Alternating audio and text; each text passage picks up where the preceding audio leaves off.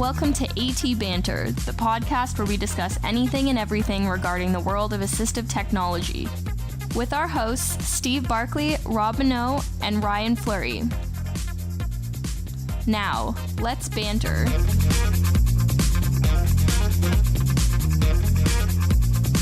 Hey, and welcome to another episode of AT Banter. Banter.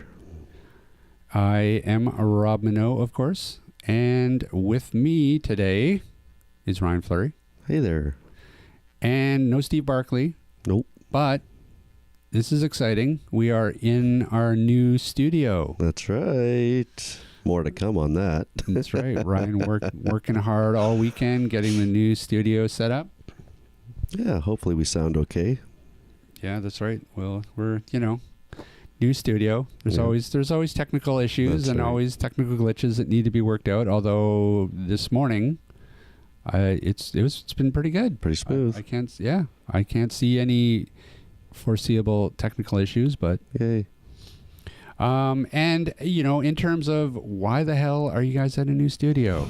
Well, we will talk about that in a future. Probably a banter bit. Yeah, probably in the next few weeks. Yeah, There'll be more news to come. We will regale everybody with the tale of why we're in a new studio. Should we describe the studio, or should we just... Sure, feel free. Well, it's Ryan's basement. Sorry, it's his man cave. That's his right. man cave. Yep, deep in the heart of Coquitlam. Mm-hmm. We are recording this.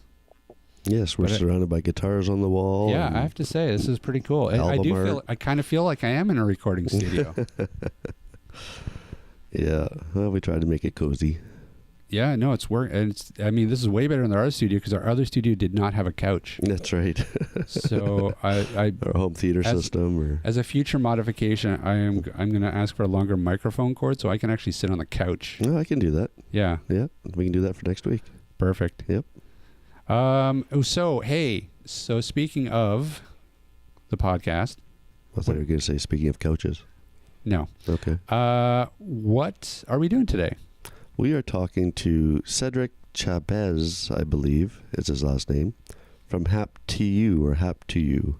Yeah, Hap2U. Hap2U. Yes. Yeah, really interesting European company, French, I believe, if I'm not mistaken, who is developing haptic technology for touchscreens, which could very well be the next big, next generation of touchscreens that are going to be the thing.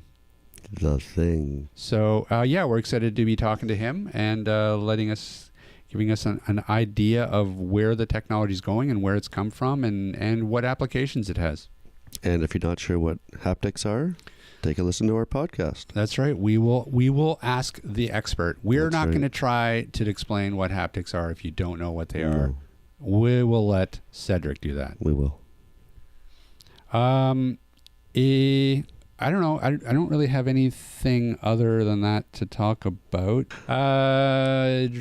Yeah. So, I don't know. Do you have anything you want to talk about before we launch in? Lots I want to talk about, but nothing I could say. So Fair enough. Yeah.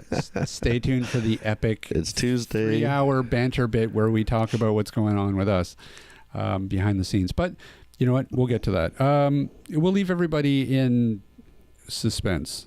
Everyone will be tuning in for the next few weeks, just waiting for our sordid tale of anticipation. That's right. All right. Well, then, you know what? Let's go ahead then and bring Cedrick on. Let's do it. Hello. Hello, Ryan. Yeah, this is Ryan. How are you? Fine, and you? I'm doing well, thanks. With me today is my colleague Rob. Hello there. Hello, Rob. And we're the hosts of AT Banter. Thanks for joining us today. Welcome. Fine for inviting me. Oh, you're very welcome.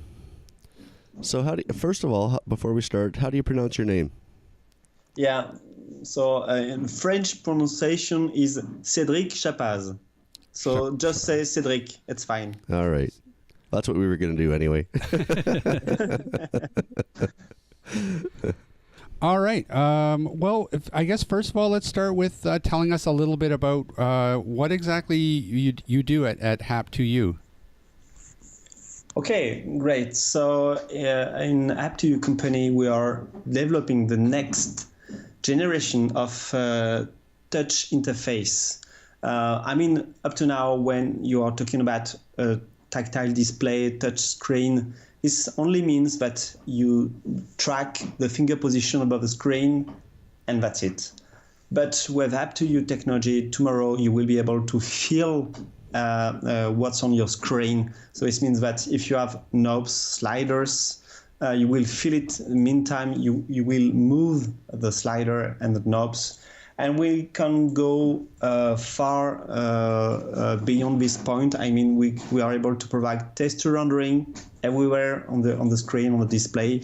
So it's really, our goal is really to bring the third dimension, which is missing today, which is the touch dimension, into the screen. That's really our focus.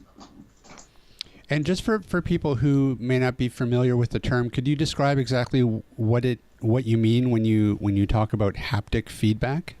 Yeah. So when you're talking about haptic feedback, this cover different kind of feedback. Okay. Touch is first of all force feedback. So for example, a keyboard is a force feedback solution. Okay. I push and I have a force feedback in front of my below my finger. Secondly, it's everything which deals with vibration, but huge vibration, okay, such as the vibro-tactile in your mobile. And third point is regarding friction modulation. So when you move your finger above a material, a surface and so on, you feel the texture rendering because the friction is modified by your finger. And this is exactly where and how Hap2U technology is providing this haptic feedback. We modify the friction in a real time everywhere on the screen. So this is how we provide scroll wheels, knobs, sliders, texture everywhere on the screen. We modify the friction, and how we modify the friction below the finger. We generate ultrasonic vibration, which is a very small amplitude but high frequency vibration, and this is what modifies the friction below your finger. So would a person be able to distinguish between a slider or a knob using the haptic feedback? Yeah. Okay, so a knob would feel different than a slider and a button and... Yeah, when you move your finger above the touchscreen of a mobile, tablet, PC, it can be a trackpad because you don't need to have a display. In fact, okay, and you have in front of you a control interface, or you want to, for example, to tune the audio volume of your mobile, and you just move your finger above the display. You will find the area you are looking for, because you are looking for example, a knob, okay, above the display, and you find, when you move the finger, you will feel the notch of a knob when you are turning right or left to increase or to decrease the audio volume. So even without looking at the display, you are able really to feel what you're doing. So you have an acknowledgement which is provided thanks to the haptic feedback technology. And how did this all start? Like, where did you first come up with the idea of haptics with touchscreens? Okay, this is a long story. Well, perfect. We love long stories. Yeah. Okay. So formerly, I was working in a big semiconductor company, which name is ST Microelectronics, and I was working in R&D department, and I was in charge of project development regarding advanced technology and so on.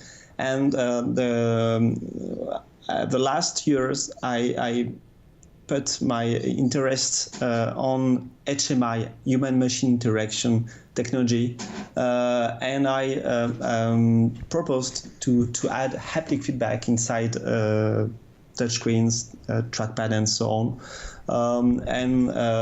I started to do a benchmark of existing technologies, and I discovered a French laboratory which was working on this topic since a few years, and we started to work together. And this is how the story started. And finally, I decided to move out this company and to create Hap2U with 4 of us associates. And we Hap2U just born because we merged different know-hows in electronics, in what we call advanced microsystems, materials know-how, and this is how we were able to develop this amazing technology.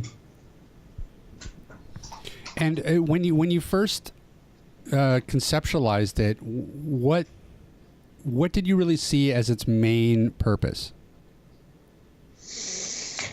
Okay, my first purpose was to be able to use my, for example, touchscreen without looking at the display, because you have many situations where you cannot all time long look at the display.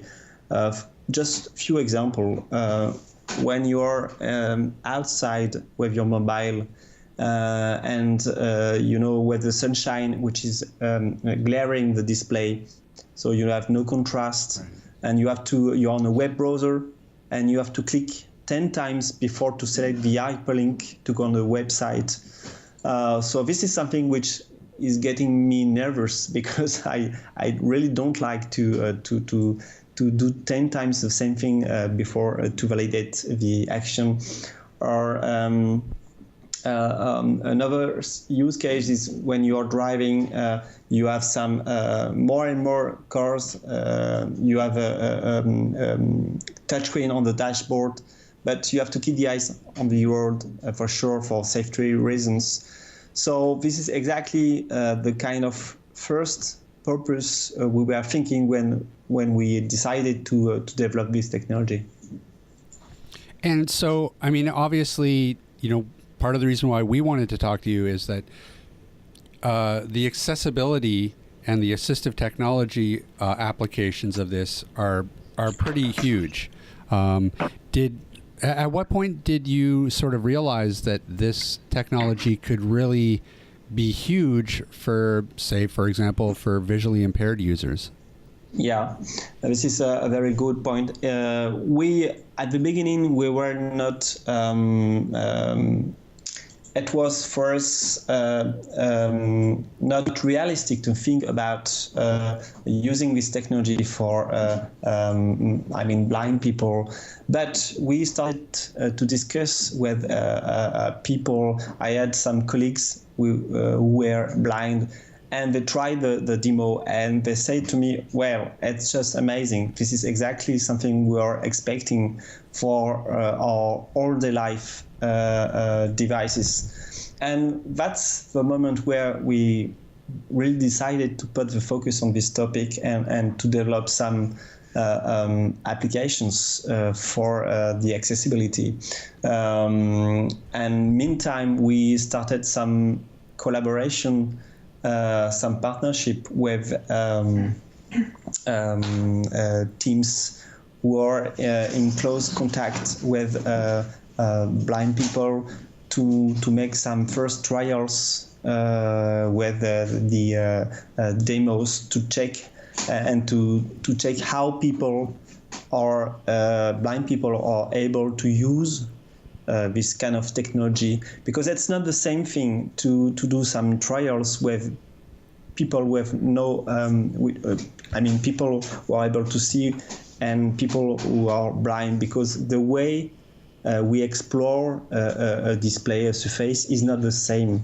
For example, blind people most time use 2 fingers or 2 hands to explore a surface, to discover the third dimension thanks to the touch. Which is not the case with other people. So we had to imagine new interactions, new applications, which were more compatible with the way blind people are using, the touch feedback, haptic feedback.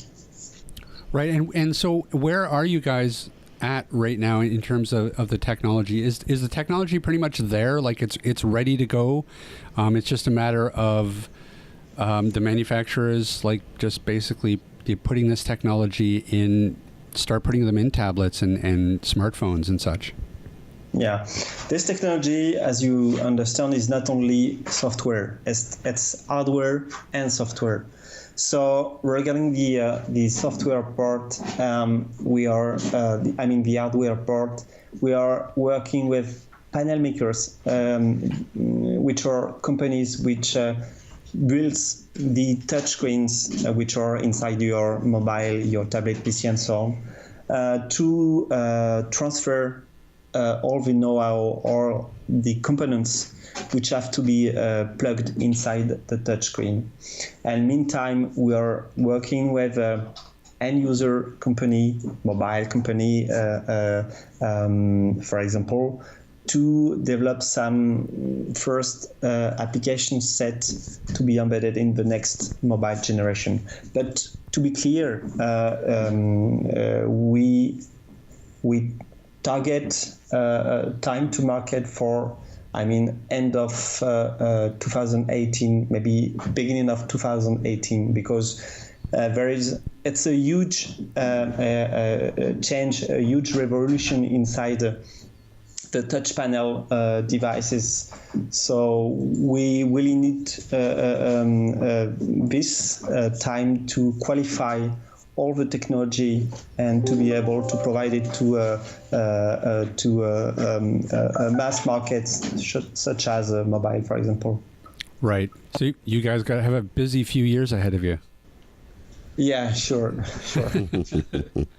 And how refined is the technology? So could you literally say turn something like a tablet, like an iPad, into like a Braille display? Like are the haptics that fine that you could simulate a Braille display? Obviously, at this time, I would say maybe, but not. Okay, so let's explain why. This technology is providing an accurate friction modulation feedback, but when you are talking about Braille, it's more a kind of force feedback below the finger. And second point is that Braille language is based on 6 points which are provided at the same time below the finger of the person. But our technology, all technologies are only able, which are based on friction modulation, are able to provide one haptic sensation at one given time below the finger. So right. If you're asking me, can we exactly provide the same haptic feedback such as a physical Braille keyboard? My response is no. But we can think in a different way to provide information to blind people, but not exactly in the same way as they will get in a physical interface. Right. So can you give us some examples of what some of the applications maybe could be for, say, somebody who's visually impaired? Okay, so for example, we are thinking about a street navigation, a kind of Google map, but for visual impaired people. So imagine you have your mobile in your hand, and you are just moving the finger above the surface, and you exactly know where you have to go. Do you have to move forward? Turn on left, turn on right, and even we can provide some information such as specific areas, locations, and so on. And the very important point is that you don't need to get an audio feedback. And we know, as we are working with visual impaired people, that it's very important to remain free via the audio channel, because when you are walking in a town, you have to take care to cars which are coming behind you. So this is the kind of application we are thinking to help people to work and to have some displacements inside two different locations without using audio feedback. And where do you sort of see things going? Like, do you expect a day where this is just common technology that's just in every smart device? Yeah, I previously told you that we are focusing to get this technology embedded inside mobile products, and so this means for me that means that everyone will be able to get this technology inside its mobile and to use it for some all day life situations, and this is exactly where what we are working on, and that's the purpose we are following. So do you know, I know it's hard to answer this question right now, but just kind of off the top of your head, how much extra cost would including haptic be on a mobile device? Clearly, as we are focusing on mass markets such as mobile, the extra cost will be very fair and very acceptable, because mobile makers won't accept to increase of 20% the price of a mobile. That's clear. So it will be really very affordable technology to everyone, and this is really something which is important for us, and not to have too much expensive solutions which will be only accessible to few people, but really to get this technology available to everyone. Right. And once the technology is in place, will it be pretty much just app makers will just be able to develop for it like any other platform? Yeah, that will be that's one of the big way we are moving on, because now you have, as previously said, some whiteboard tactile technology, but most time people don't use it because the feedback is not, really useful for visual impaired people. But we are thinking about a way to develop new apps in a very easy way, and without being first-class developer, someone who is really an expert in software development. But on the contrary, we are really developing something accessible, very simple. For example, imagine you download a picture. It can be a map, for example, and you just add haptic feedback on this map, and that's it. So this is really the way we want to provide this application, and because when you're talking about haptic feedback, it's something which is really, physical, tangible. So the way people will develop these applications will be in the same way, something very tangible and very easy to develop. And I mean, from the sounds of it, the really exciting part about this particular technology is that it has applications across the board. It certainly has accessibility applications, but it also has a lot of mainstream applications. Yeah, sure. We are all time to time in the situation where we cannot use vision to get informations. When we are driving, when we are outside and there is sunshine, or when we are, for example, when we are working and we are concentrate on a given point. Or even, for example, in the industry, you have a worker who has to control an equipment, and we have a touch screen. But without haptic feedback, he has to look all time long the display to be sure he's using in the right, with the right parameter, the right area on the touchscreen, the tool. And tomorrow with Hap2U technology, you won't need to look at the screen, at the display. Right. You just put a finger on the screen, you move your finger, and you directly feel the knobs, the slider, and you are able to control your equipment, your infotainment inside your car and so on, just with the finger, because all the informations are provided directly to the finger and to the brain. So this is really a new way to interact with any kind of touch interface in our all-day life.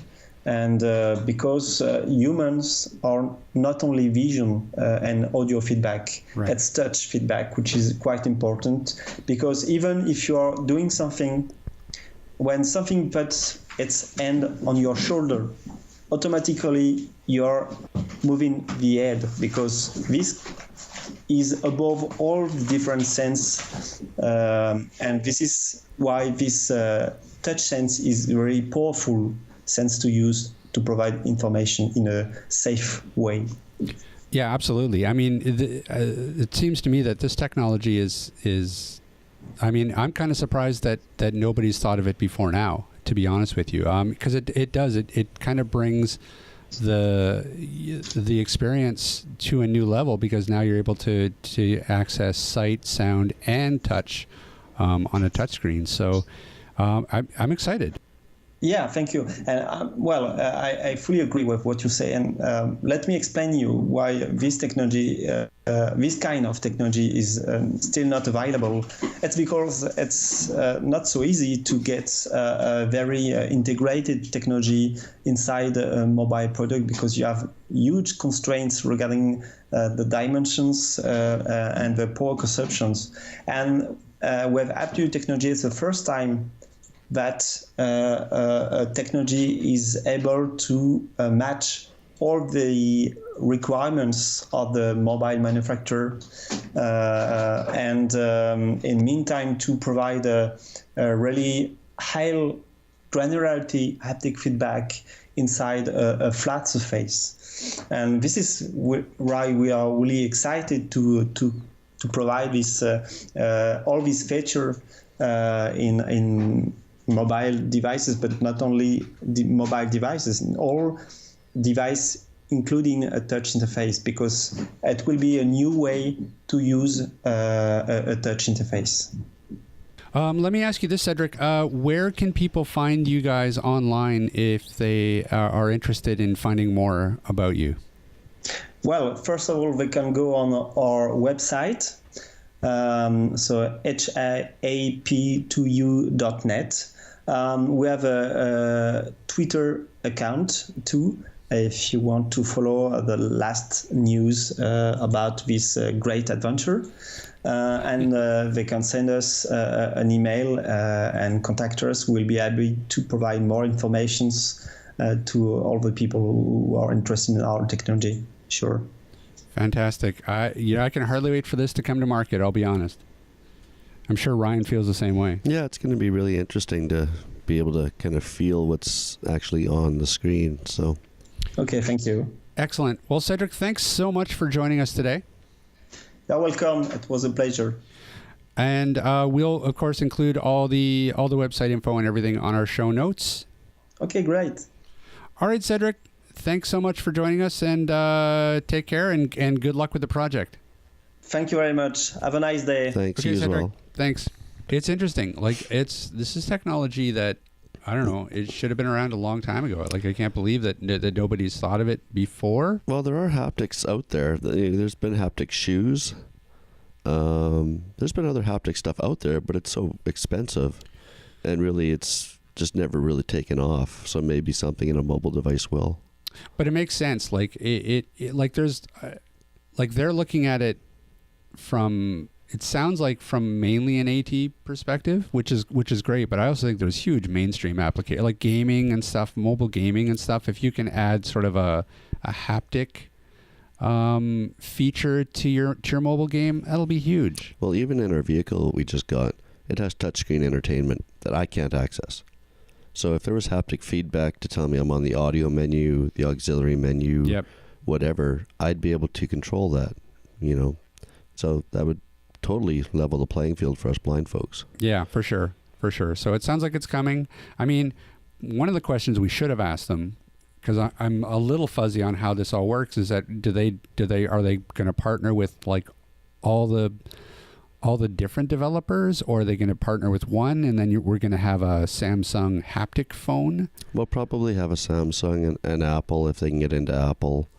I guess it just really depends on what the requirements are and if they can meet them. Yeah, I think eventually probably what will happen is this will just become a universal design feature, because it does have huge applications in both the mainstream and accessibility. Yep. So this will just be baked in. I would say in 5 years, just all phones and all tablets are gonna have haptics, and it'll probably be the next generation of touch.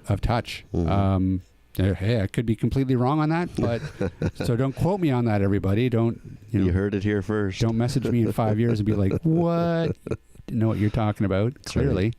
But no, I think that this has huge potential. Well, even like I said, going back to automobiles and drivers not being able to, they'll be able to drive and not take their eyes off the road. Yep.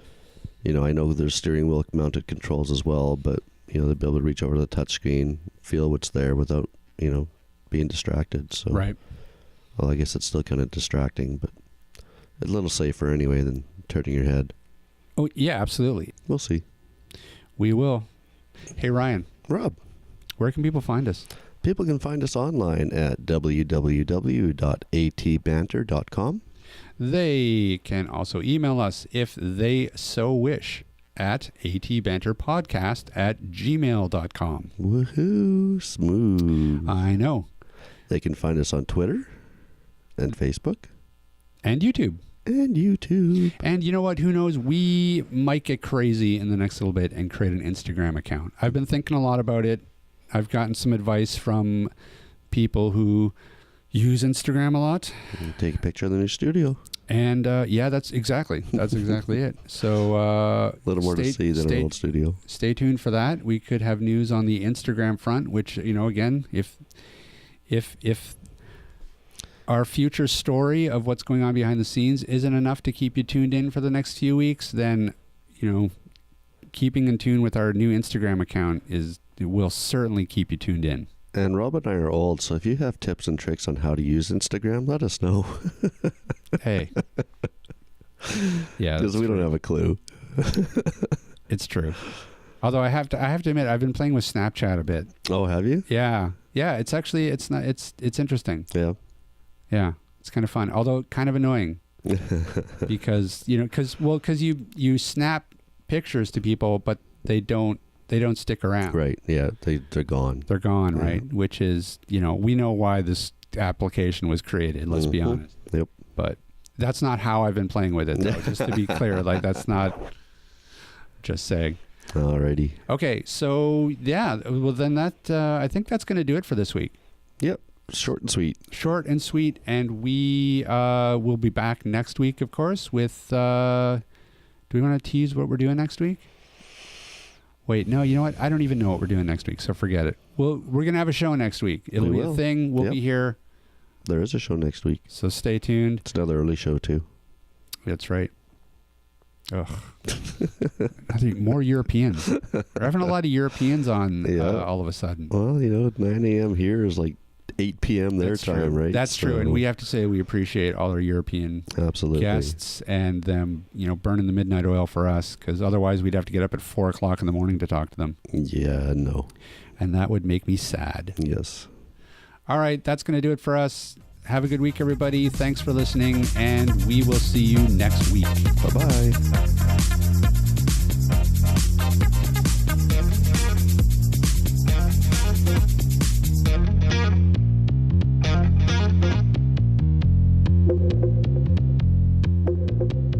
Music provided by bensound.com.